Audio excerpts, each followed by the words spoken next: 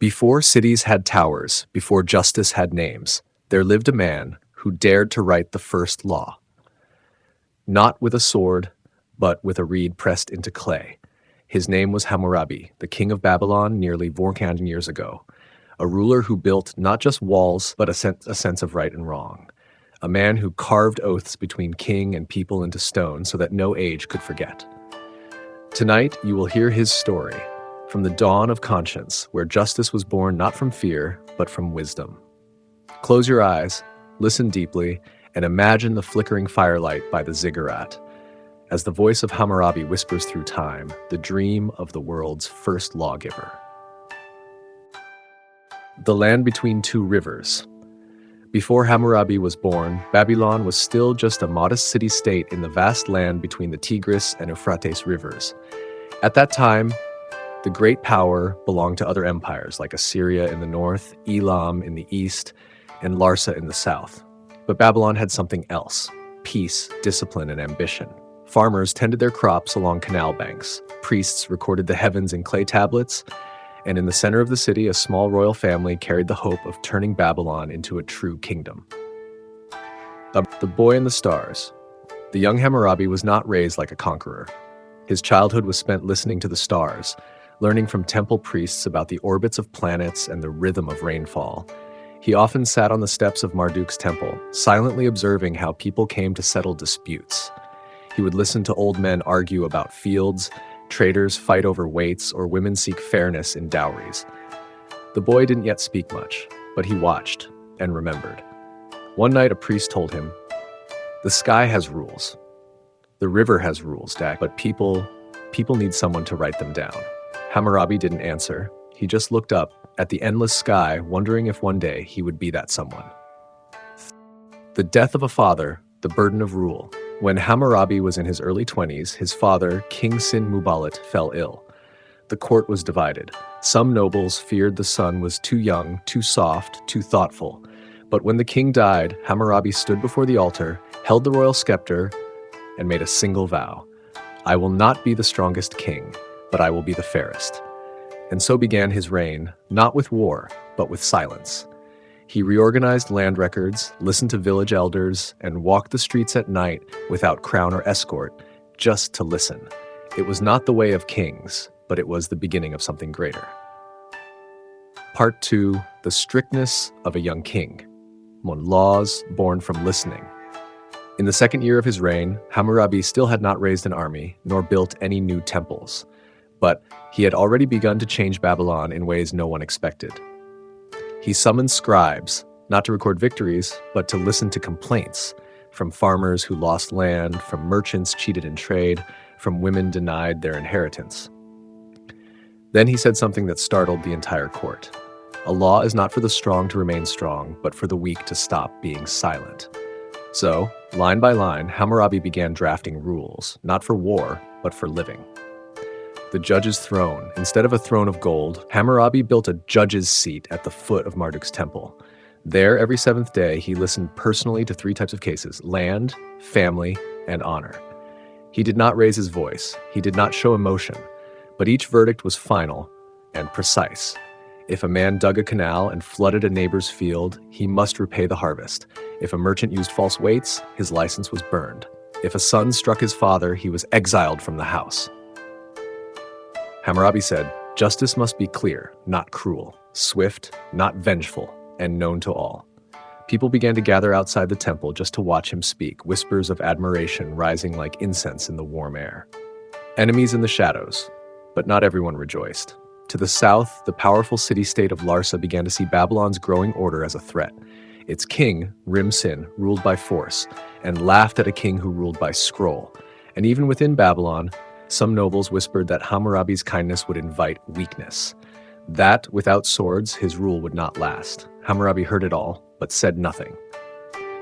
Instead, he walked once more into the temple, lit a lamp before Marduk, and wrote, "Let them prepare war. I shall prepare the law. In the end, the gods will choose." Part 4, the rise of the code. Words carved into stone. In the 5th year of his reign, Hammurabi summoned the finest scribes, artisans, and stone carvers in Babylon. He did not ask them to build a palace. Instead, he pointed to a single towering slab of black basalt and said, "This shall outlast my voice. Let justice be carved into eternity." Over many moons, hundreds of laws were etched into the stone, each one short, exact, and without room for doubt. A doctor who caused harm would lose his hand. A builder whose house collapsed would be punished with the same fate. A thief caught in the act would pay double or face death. The laws touched every part of life: marriage, irrigation, trade, inheritance, punishment, and the rights of slaves and women. And at the top of the stone, Hammurabi was shown standing before Marduk, the god of justice, his hand raised not in battle, but in offering. The pillar in the city. When the stone was complete, Hammurabi ordered it placed in the heart of Babylon, where every citizen, rich or poor, could read it or hear it read aloud. People came in crowds. Children whispered the rules to one another. Elders nodded in silent approval. "The king does not rule in the dark," they said. "He has made the law our common light." For the first time, a ruler's power was not based on fear or tribute, but on clarity and consistency. The stone became more than a law. It became a mirror of the kingdom's soul.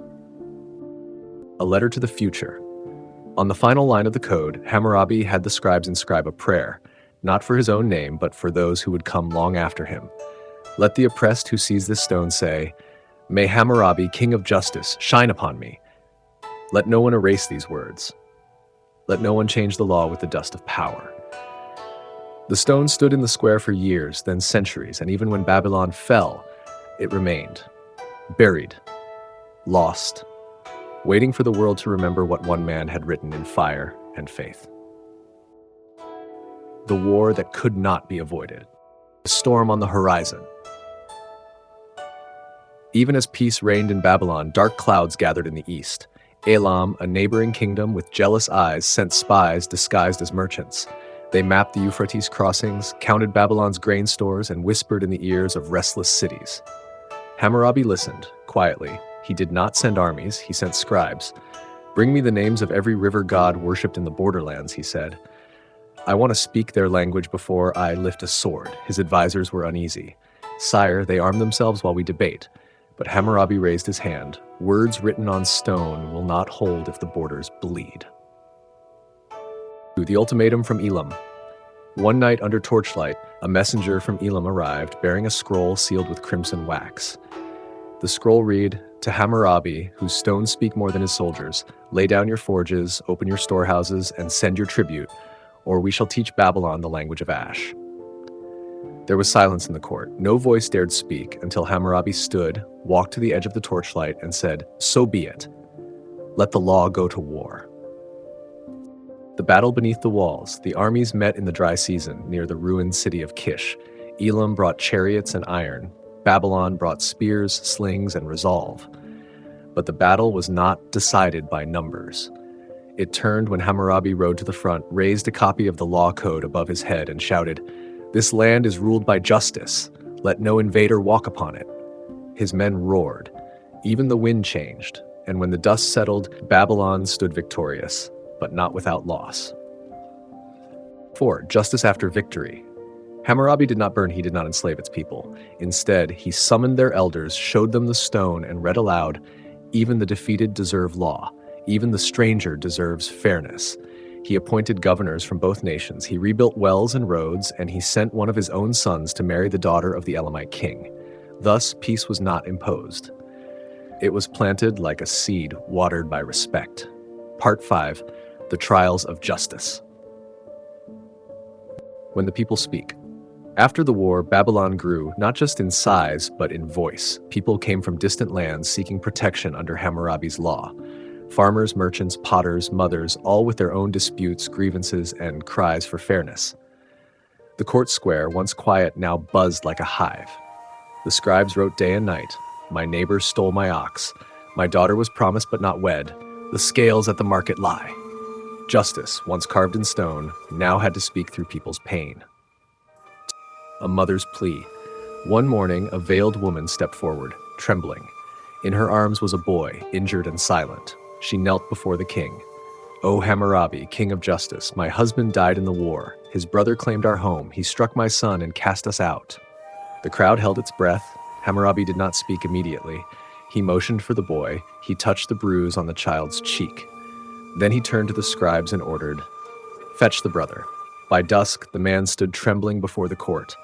He protested, "She is only a woman. The land is mine." Hammurabi pointed to the code, "And let the code speak. If a man harms the widow or the orphan, his hand shall be opened before the gods." And so it was. The land returned. The boy healed, and the people saw the law not as a stone, but as a shield. The merchant's trick. 2 merchants argued. "He sold me rotten grain. You kept it too long before planting." Their shouts echoed across the court. Hammurabi listened, calm and still. He turned to a young boy nearby and asked, "What do you see in these men?" The boy replied, "One sweats in guilt, the other in truth." The king smiled, then opened the clay ledger. One of the merchants had cheated before. "Justice needs no sword when memory is strong," Hammurabi said. "Let record be the judge." When the king stumbled, and yet even Hammurabi was not immune. One day his own tax collector was caught overcharging the poor. When confronted, the man bowed low and said, "I did it in your name, my king." The court gasped. All eyes turned to Hammurabi. He said nothing for a long time.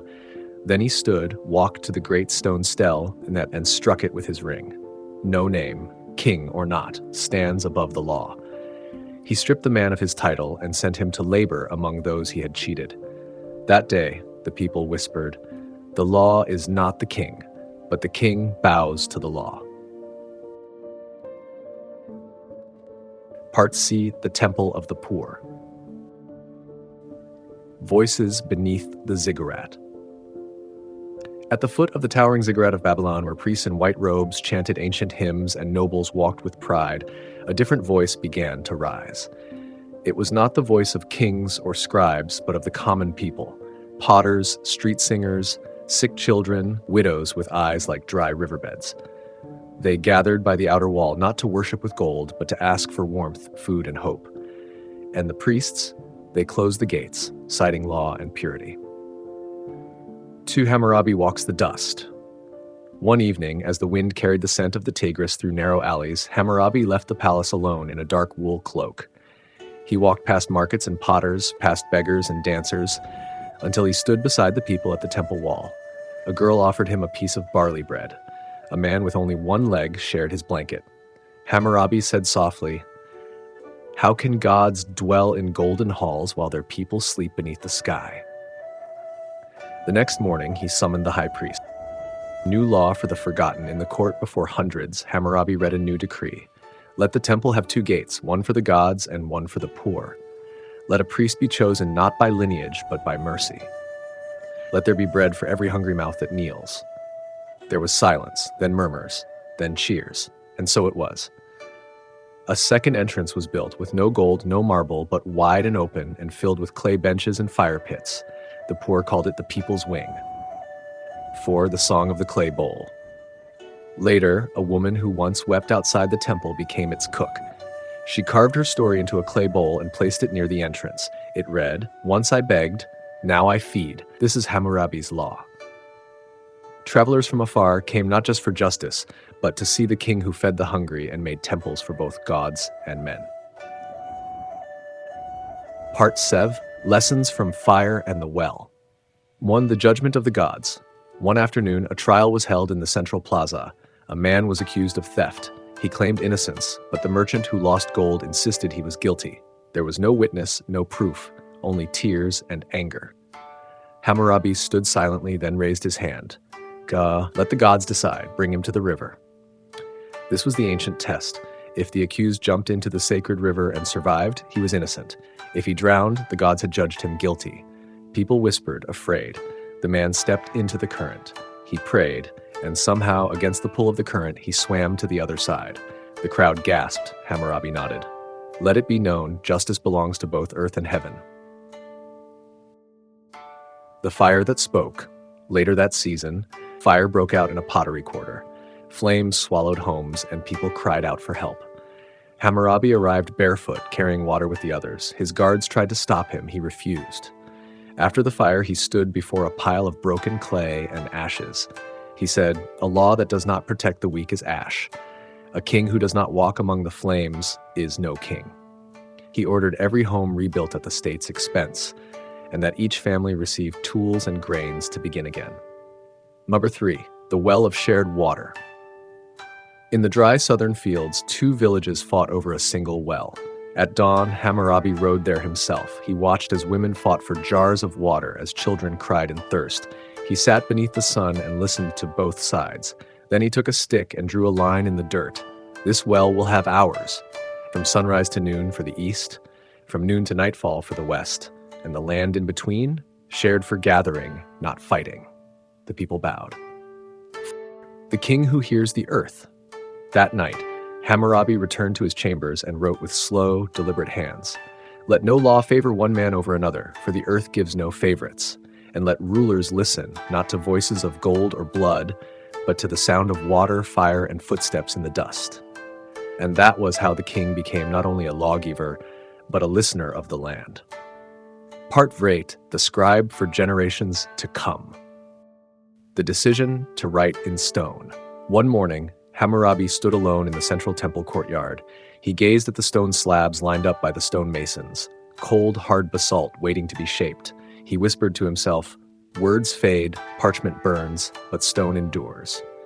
He gathered the scribes, scholars, priests, and even travelers, and he declared, "I will carve the laws into stone, so that even a child of tomorrow born without a father may still know what justice is." Choosing the words.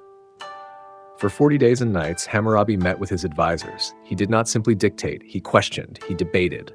Each word was chosen not for beauty, but for balance. Let the law be short but sharp. Let it not sing but stand. Let it be feared and yet bring peace. His scribe, an old man named Elishu, asked, "But my king, what if some cannot read?" Hammurabi replied, "Then let it be read to them. Let it be memorized. Let the law live in voices as well as stone." The Monument of Justice. At sunrise on the 41st day, the stone monument was erected. It stood tall, black, curved, and chiseled with hundreds of lines in cuneiform script. At the top, it showed Hammurabi receiving the rod and ring from Shamash, the god of justice. Children gathered. Elders wept. A farmer said, "Now the law has a face." A widow whispered, "Now I know my worth." A law beyond the king. That evening, Hammurabi stood before the monument alone. He placed his hand on the cold stone and said softly, "I may die, but this will speak for me. Let the mighty not harm the weak. Let debts not crush the poor. Let the builders be paid. Let the mothers be heard. Let every man know the line he must not cross." And the stone did not answer, but it stood still, like a mountain, like time. And that night in the city of Babylon, the law began to outlive its maker. Hammurabi, walking through darkness. Whispers from the north. In the twilight of Hammurabi's reign, messengers arrived breathless from the northern frontiers. "My king, the lands near Assur stir with unrest. Bandits, foreign whispers, even soldiers gone missing." Hammurabi listened silently. He no longer rode out with the army himself. His hair grayed, his knees slowed, but his mind remained sharp and his heart still burned for his people. He gathered his council. "Justice is not just for the quiet times," he said. "Let the law stand even when war looms." A test of legacy. The rebellion spread faster than expected. Some border towns, seduced by foreign gold, turned against Babylon's rule. Grain stores were raided, watchtowers burned, people panicked. A merchant cried out, "What use are laws if no one enforces them?" But Hammurabi, seated in the Hall of Stone, replied, "Laws are not swords. They are the earth beneath our feet. When the winds rage, it is the ground that holds us." The strategy of restraint. Instead of retaliation, Hammurabi ordered emissaries. "Send not soldiers, but words. Remind them of the peace we built together." To allies, he sent grain and timber. To rebels, he sent terms, not threats. Some saw this as weakness. But others, farmers, scribes, city elders, stood firmer than ever. One said, "We will not trade the law for chaos." Night without fire. One night, a great storm struck Babylon. Lightning scorched the sky. A bolt hit near the ziggurat, blackening its highest brick. People feared it was an omen. Hammurabi stood before the people and said, "Storms strike even the just, but we rebuild, we endure. The gods test us not to break us, but to measure our worth." That night, under pouring rain, people brought stones and mortar. Together, they mended the damage, not out of fear, but from belief. In silence, Babylon walked through the storm. Part X, a message for centuries to come. The last inscription. As Hammurabi aged, he no longer walked through the city, but was carried on a modest throne. Every morning, he requested to be brought to the Hall of Laws. There, beneath the great stone stele engraved with his code, he sat in silence. One day, he called for Iluna, his grandson. "Come, child, you will not rule with a sword, nor with gold, but with the knowledge of what justice means." He pointed to the base of the stele where blank stone remained. "Carve here your own words, not mine, for every generation must write its truth if it dares to protect it." A whisper in the stone. That night, Hammurabi dictated one final line to the royal scribe. "May my laws shelter the weak and curb the strong. If you find this in centuries hence, do not praise me. Praise justice, for she alone endures." The scribe wept, sensing the end. The passing of a just king. Hammurabi passed away one silent morning with incense in the air and temple bells ringing in the distance. No great war followed, no palace intrigue. His body lay in state beneath the stele of laws. Citizens came not to mourn a king, but to honor a spirit. A potter left his finest bowl, a shepherd laid down a lamb. A child placed a single reed stylus, used to learn writing. And on that day, Babylon was quiet, not out of grief, but reverence. What endures? Centuries later, when Babylon fell and was buried by time, the stele remained, buried in dust. Rediscovered by explorers in the 20th century, its laws written in cuneiform still legible, etched not just in stone, but in the soul of civilization. "Justice is the shadow of memory," said a scholar, and Hammurabi was the first to dare give it form. Thus ended the reign of the king who dared to write laws not in fear, but in faith. And from that faith, a foundation was laid for all who seek fairness in a world shaped by power. Some kings leave behind victories, others bronze statues. Hammurabi left us words, laws so small they fit on stone, yet so great they shaped civilizations. More than 3,000 years later, we still read them. We still debate their meaning. And wherever justice is spoken, his voice echoes, steady and calm, across the ages. Thank you for listening to this story. If you enjoy ancient dreams and the people who dared to lay the first foundations of the world, be sure to follow this channel for more timeless tales. Until next time, may peace be upon your night.